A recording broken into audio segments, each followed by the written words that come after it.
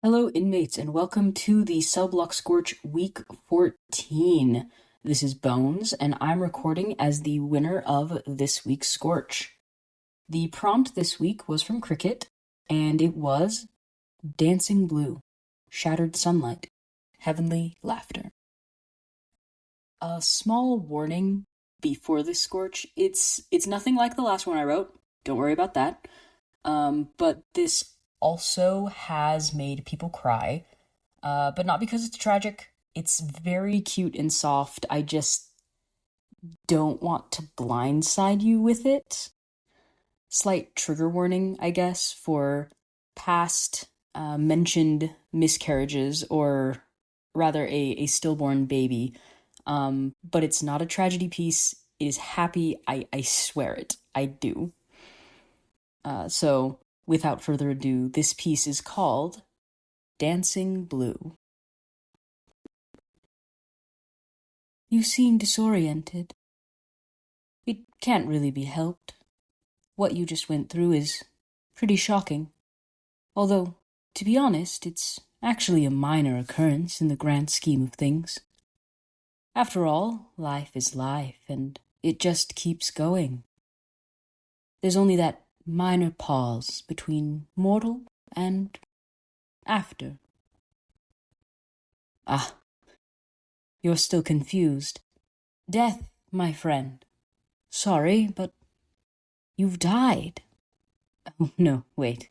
There's nothing to be sorry about. It happens to everyone. It's not like it's all that big of a deal. Everyone you know will be here eventually, and it's not a terrible place. Just look at it all. You seem more unsettled than people usually are. Sleep for now. Don't worry, they'll be here when you wake. That was strange. She didn't remember what the dream was, but as she slowly came to consciousness, it felt like it didn't much matter.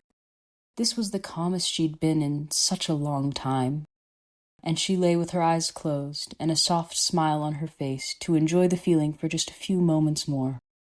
The bed was softer than she could ever remember it being before, and as she lay, she realized that she could, in fact, see. She could see faint blue and streaks of light, not beams, exactly, more scattered than that, and lighter. Which wouldn't be strange, except that she hadn't opened her eyes yet. Sure enough, she couldn't see the hand she brought in front of her, but it almost seemed like the splinters of sunlight moved in response. She could almost hear it, the ting, ting, ting of tiny rods drifting into each other. But the awareness of that sound made her notice something else she had not noticed before. Another sound. A tinkling, like tiny bells that simply hearing made her want to sleep again. But much too curious for that, she opened her eyes with the intent of finding the source of the mysterious noise. Then she simply lay there, eyes moving slowly around, taking in everything she could. It was bright.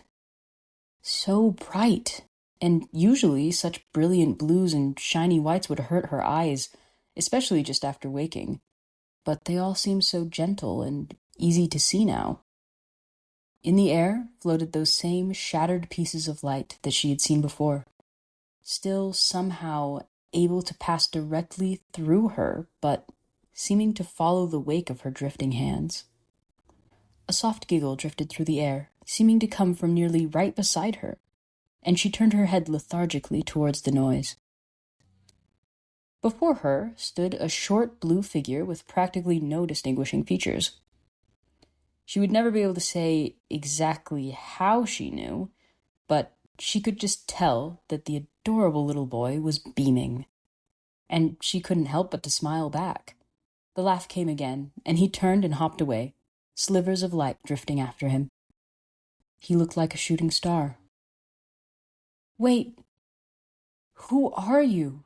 Reaching out, trying to call, she found that she couldn't quite get her voice to work. For some reason, that little boy had taken that ability. Her throat felt constricted, as if she were going to cry, and all she could do was feel vaguely nostalgic as she watched him dance across the space, with those swirling bits of light following after. It didn't take long for her to stand and begin walking towards him, and as she did, more of the featureless blue figures appeared. Men, women, old and young, all technically looking the same, but somehow, perhaps through their movements, conveying everything she could want to know about them. Each one going their own pace and doing their own movements, they gathered. And although none were coordinated, it seemed to her that they were all performing some sort of dance. The soundtrack to that dance was their own words, none of them distinct enough to hear, but spoken so softly and kindly that they made a pleasantly warm feeling well up in her chest. Along with the words, the figures laughed, the laughs much more distinct. A giggle here, a snort over there, a middle-aged woman positively cackling, presumably at something the man beside her had done, and an old man belly-laughing as two little girls used him as an obstacle for tag. Heavenly noises, all of them, because every single one was genuine and sent her wanting to join.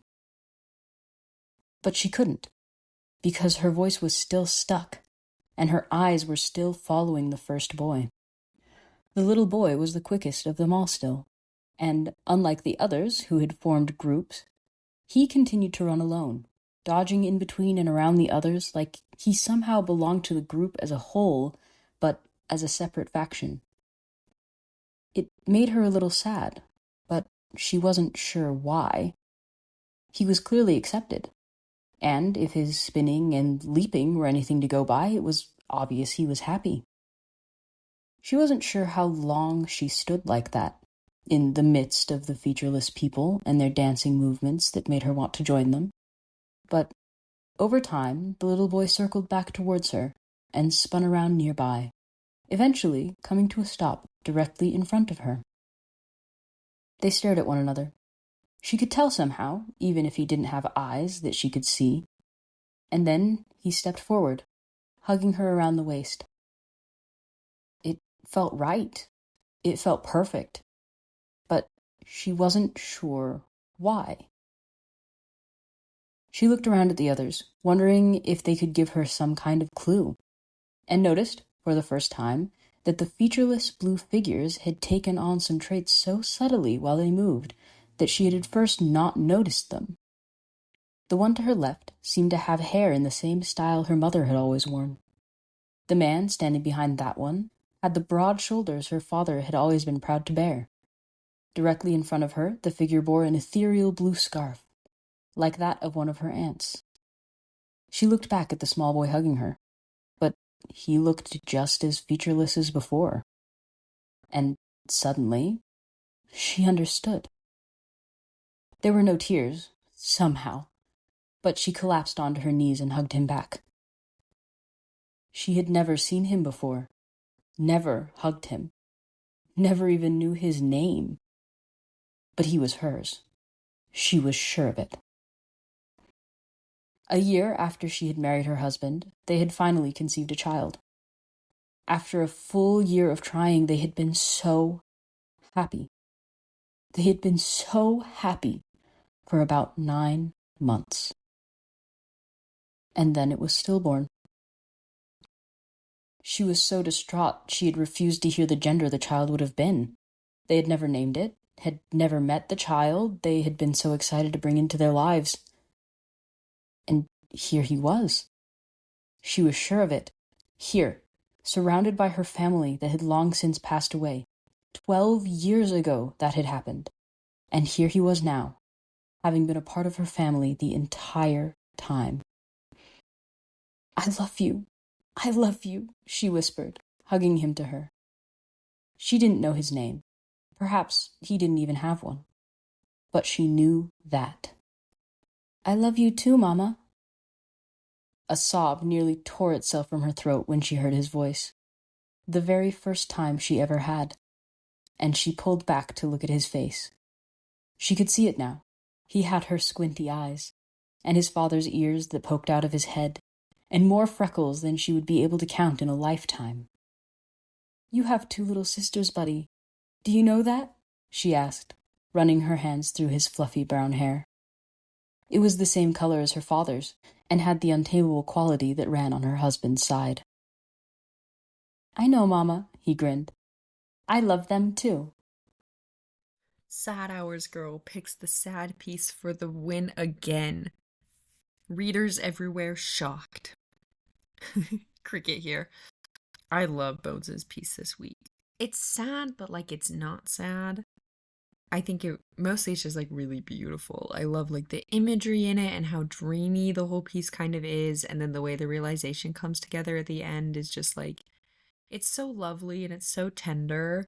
Um and it's interesting because it's like sad but kind of in a past tense way where it's like, oh, the main character must have been sad while she was alive, but she's not alive anymore. The people who still are sad, but now she's with all her whole family and everything, and like it's not sad for them anymore. So it's like there's sadness at the edges of it, but the core of it is just like joy and love, and I think that's so nice.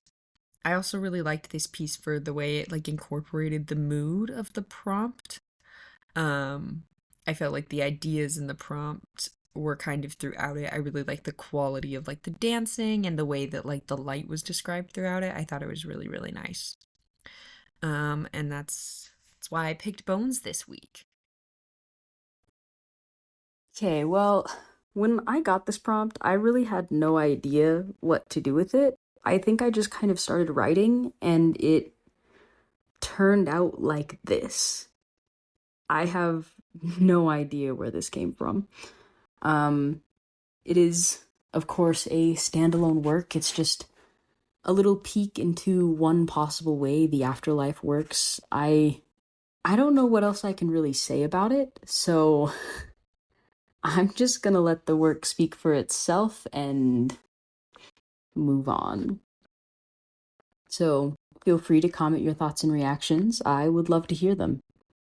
Peishi's this week was great as well, by the way. Would definitely suggest reading it along with the other Embers on our Patreon. Alright, the prompt I gave for next week was a dialogue prompt. "It's not a knitting club," which is, again, a line from my Maestroverse book, in which the villains are sending messages to each other in the paper in the guise of a knitting club, and one of the characters is trying to convince the others that that's what's happening.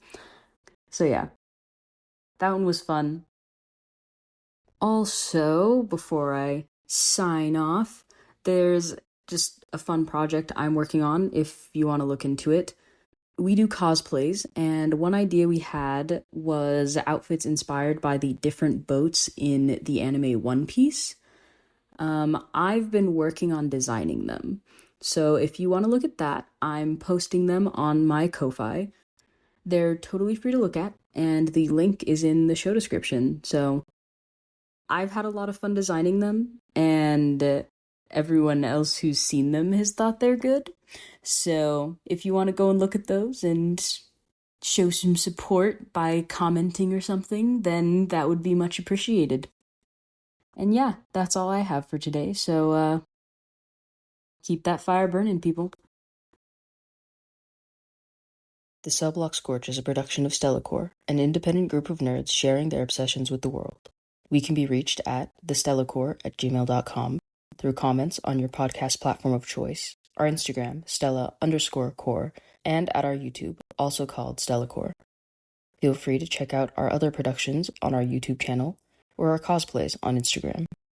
If you would like to support our creative endeavors, you can give a one-time tip to the Ko-Fi of the writer of your favorite Scorches, or check out our Patreon, linked in the show notes.